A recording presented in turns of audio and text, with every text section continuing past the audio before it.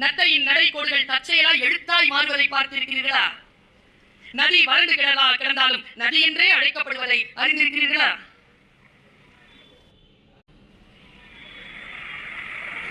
மத்தளமான பின் செத்த மாட்டின் தோலில் இருந்து இசை பிறப்பதை கேட்டிருக்கிறீர்களா? பாதையில் பிரியும் இடத்தில் நின்று கொண்டு எந்த பக்கம் செல்வது என்று திண்டாடி இருந்ததுண்டா? வீதியில் கைவிடப்பட்டு கிடக்கும் ஒற்றை செருப்பை பார்த்து இருக்கிறீர்களா?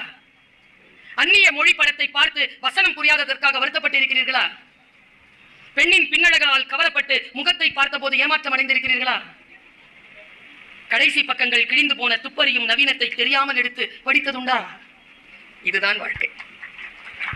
நான் படிச்சிட்டுங்க, வாழ்க்கை இப்படியானது. ஆமாம், திருப்பு முனைகளை கொண்டதுதான் வாழ்க்கை.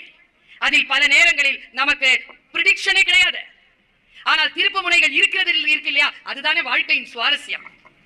அந்த திருப்பு முனைகள் இல்லாத ஒரு வாழ்க்கையா? நாளைக்கு என்ன